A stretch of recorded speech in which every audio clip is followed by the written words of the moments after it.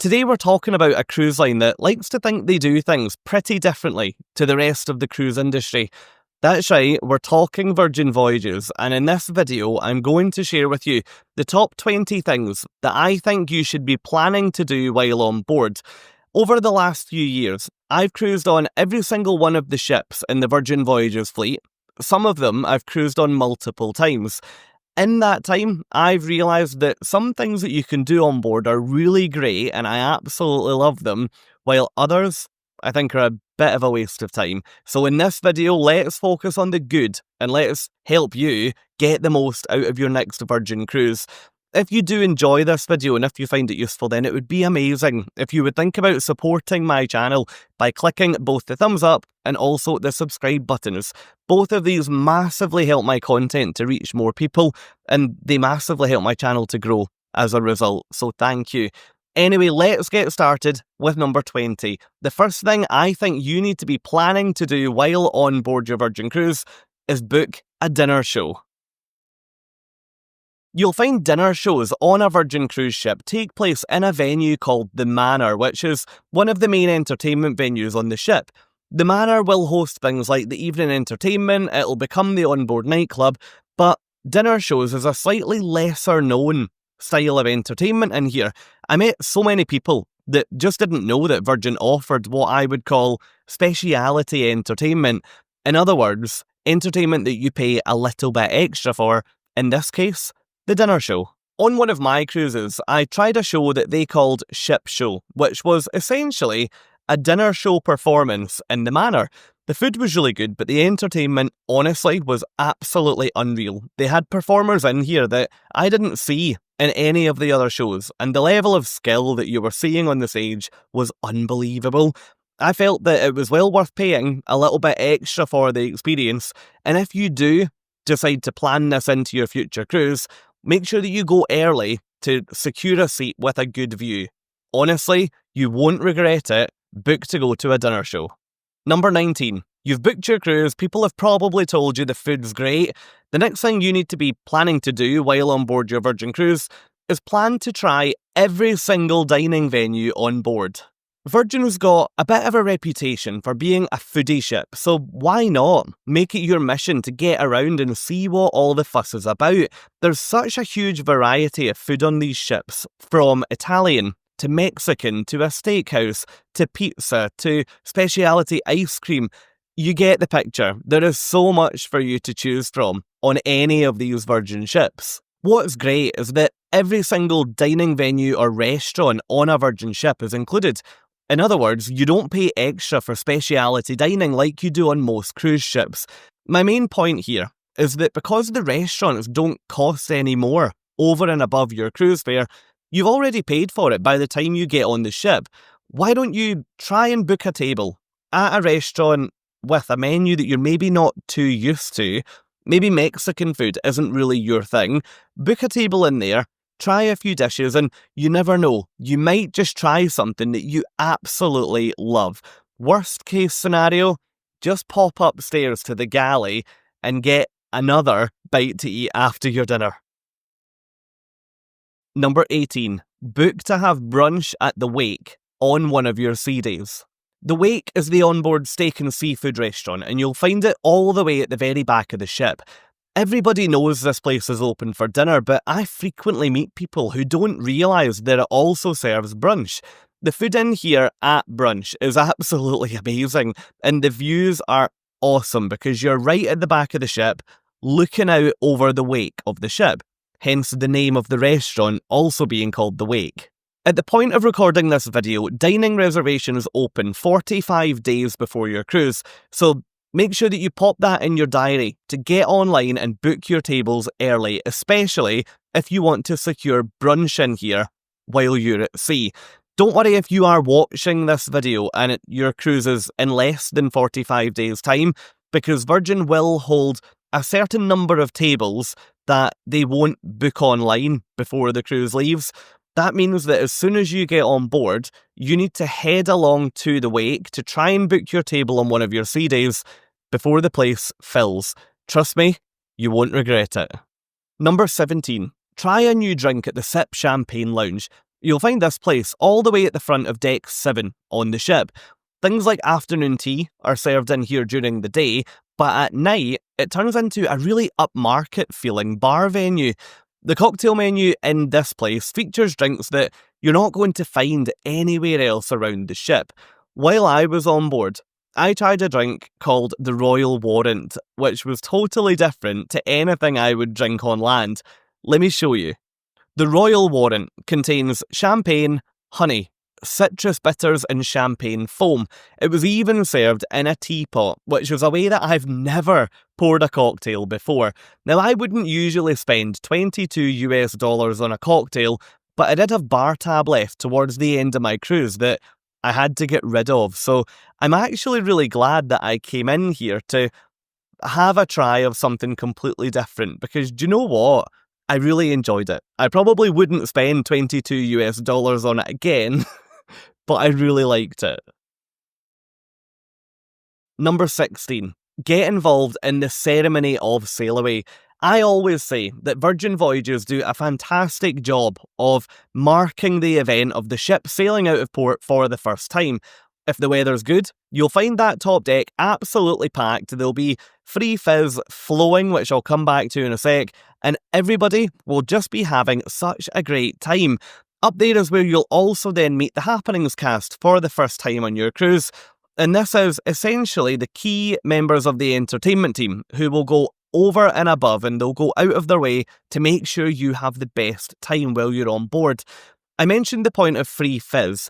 On all of my Virgin cruises, I've found that for about a 30-minute window as the ship leaves the port, they'll pour unlimited complimentary fizz at all of the bars up on the top deck. I'm not sure if that does extend to the bars inside. I've only ever watched a sail away from outside up on the top deck, so I can only answer for that part of the ship. You can help yourself to as many glasses as you see fit, or as many glasses as you can fit in. The word of warning I would offer you here, though, is that it's only 5 PM on day one when you sail away from port usually, so just maybe pace yourself so that you don't end up turning up to dinner on the first night a little bit worse for wear. Number 15. Find your favourite ocean watching spot while on board. I find that so many of the newer cruise ships nowadays are being designed in a way where they almost want to make people forget that they're on a ship and they're out at sea. So many venues don't have windows and it can feel quite closed in. But I feel the total opposite with the design of all of the Virgin cruise ships. Where I live in the UK is one of the furthest points from the ocean in any direction. So when I cruise, I want to be able to see the water because it's something that I just can't do at home. I find that the top decks on Virgin have got massive sweeping views in all directions due to the fact that they don't then have massive attractions like water parks, for example, blocking the view. Most of the restaurants and bars have also got big windows that look out over the water. So yeah, make the most of your time at sea, find the most comfortable spot, and why not make yourself at home there throughout your cruise. Number 14, and don't worry, there's going to be no more fitness-related ones after this. Number 14, go for a run. I often find the topic of running on cruise ships a bit of an awkward one, because the space that most cruise ships offer for jogging and running is then also used for sunbathing during the day. That means that you then have to get up super early before anybody else comes out to enjoy the day in the sun. Otherwise, you're going to be running the risk of tripping over sun lounger legs as you work your way around the track. Now, Virgin have solved this problem by installing an amazing running track right up at the very top of the ship. It's completely open on one side all the way around, which means that you can look out over the port that you're visiting or over the sea that you're sailing on. The views up here are absolutely brilliant. Because of the fact that this is just a running track or just an exercise track, it means that everybody up there is either walking, power walking, jogging, or running. You don't have the same problem as what you do on most other cruise ships. So yes, at some point during your cruise, why not try and go for a run? Because take it from me, you're going to be eating enough food that you could probably do with burning off the calories. Number 13. Why not try and shake for champagne? Now, this one is totally unique to Virgin. I've never seen this on a cruise ship before. Before you board the ship, you'll be asked to download the Virgin Voyages app to your smartphone. You'll find that available in all of the app stores, and it's totally free of charge. Once you're on board the ship, there's a function of the app that allows you to shake your device. Yes, actually just shake it, and a bottle of champagne will be delivered to you regardless of where you are. I did find this really impressive. You just shake your phone to start the order, and a freshly chilled bottle of champagne will make its way to you regardless of where you are. It's really clever how they track you on board. I've seen something similar on Princess where you can order things to your cabin or you can order things to you while you're on a Princess cruise ship via the app, but I've never seen it operate and work as seamlessly as what the Shake for Champagne feature did on all of my Virgin cruises. The point I would add here is that don't get ahead of yourself. This Shake for Champagne function isn't free of charge. You'll be paying for every bottle of champagne that they deliver to you. So if you don't want to pay for the champagne, then don't shake for champagne. Number 12. Why not go colouring in during one of your sea days? I've seen colouring in on cruise ships before, but it usually means that you'll meet some of your fellow cruisers and you'll spend a bit of time on board colouring in on paper, which is actually quite a nice way to whittle away an hour or two during a sea day. On Virgin, the artist, which is one of the Happenings cast members, will bring a huge canvas design that all the passengers are able to then share the efforts of colouring in. I didn't see this happen, but apparently towards the end of the cruise, it sometimes then gets cut up and given to the passengers involved throughout the week to take home as a souvenir. I found this a really wholesome way to spend a bit of time while on board.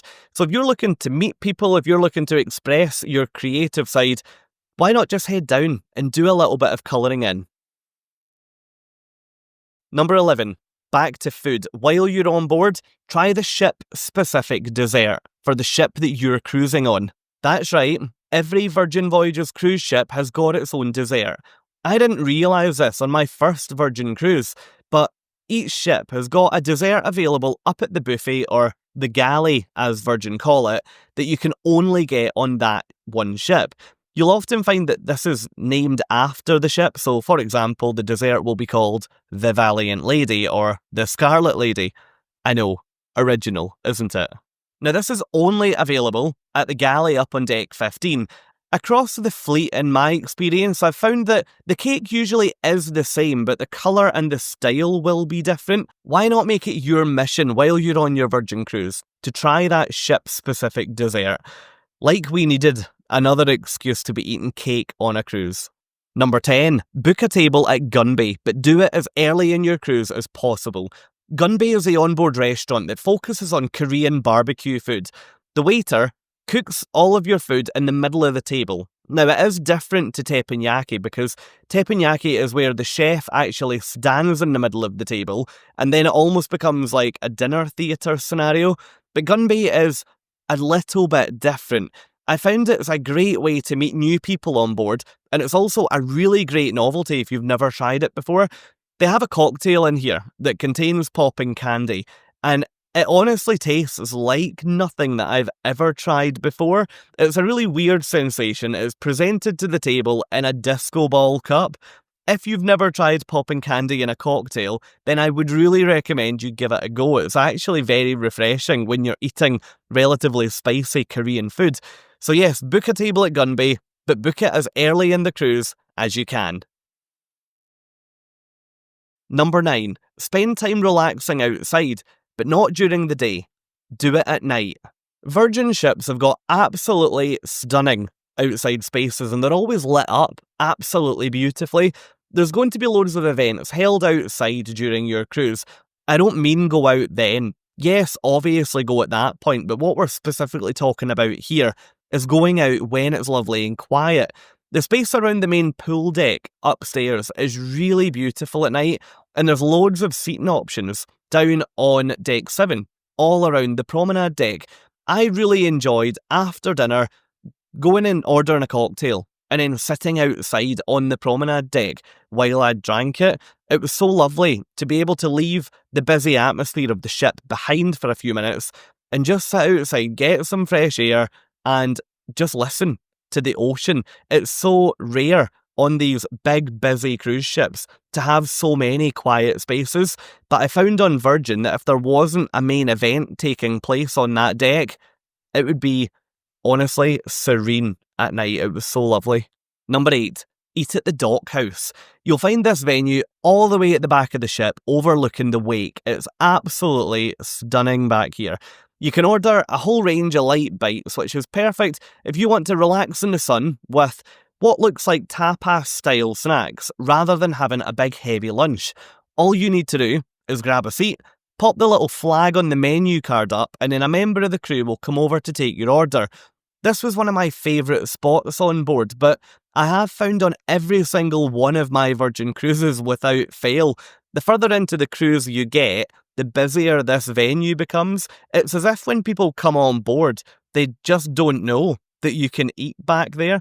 So at the start of the cruise, it's lovely and quiet, but on that final sea day or the final couple of days of the cruise, it can be really difficult to find somewhere to sit down. So maybe try it early on in your cruise and then come back if you enjoy it. But this is such a lovely, relaxing environment during the day. You'll also find there'll be some live music here, so they'll often bring acoustic players out, and it's just such a nice vibe to relax in the sunshine and have some nice food. Number 7. On your next Virgin cruise, you need to be planning to spend some time at the spa.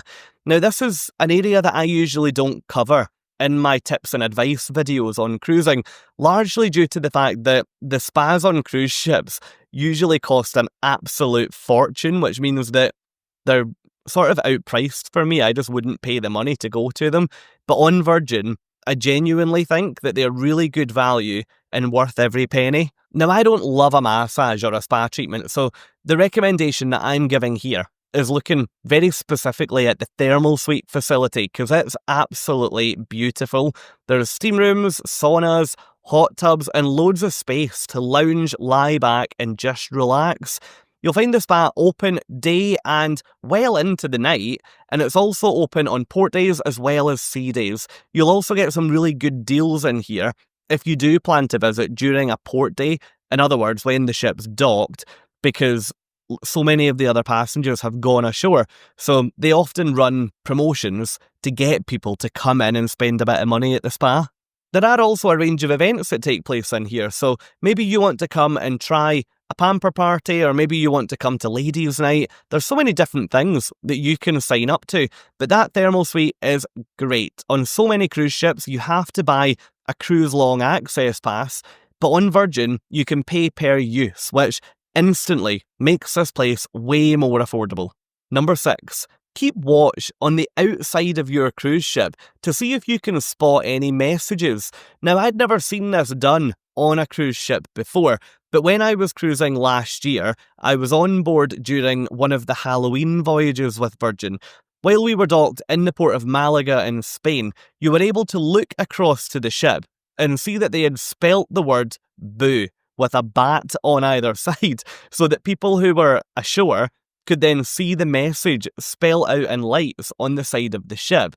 I absolutely loved how they were able to program all of the lights on all of the balconies to spell something so that you could see it from the shore. It's so unique. It's quite a fun challenge to, even if you're at sea, go for a lap of the promenade deck if you look up and you see that the lights are doing something differently, because you can usually, if you're down here looking up, you can usually tell what it's saying, and it's quite good fun trying to figure it out. So yes, keep an eye out for any hidden messages and lights during your cruise. Number 5. Get your morning coffee from the Grounds Club. You can get free coffee on a Virgin cruise ship, but it's that drip coffee that you can get on all of the ships, and you'll be able to find that up at the galley, which is Virgin's version of the buffet. The Grounds Club is their bespoke coffee shop, and you'll find 2 of these venues on board. You'll find one down on deck 7, and you'll find another one up in the galley up on deck 15. To buy a coffee from here, you should be expecting to pay between $4 and $6, with the option to then spike it with an alcoholic shot. I actually never did that because anytime I was here for a coffee, it felt a little bit too early to be spiking anything with a shot. So yes, I can't recommend that, but the coffee on a Virgin cruise ship tastes really great. So in my opinion, I think it's worth giving up the free drip coffee and spending a little bit of your onboard money on the premium coffees from the Grounds Club. Number 4. Take advantage of a later than most cruise lines disembarkation. I usually find that cruise ships dock about 7 o'clock in the morning, and they're really keen to kick you off as soon as they can because they've got thousands of other passengers waiting to come on the ship a few hours later. With Virgin, embarkation starts much later in the day, usually not until at least 2 p.m, which means that passengers have got a much more relaxed disembarkation on the final morning of their cruise. When I recently cruised into Miami, the gangway opened at 7:30 a.m, and it was open right up until 10:30 a.m, and there was nobody putting all this pressure on passengers to head to the gangway and leave the ship. That is until the time got a lot closer, but I guess they can be forgiven for that. Some food venues on the final morning were open right up until 10 a.m, which is so much better than loads of the other cruise lines out there.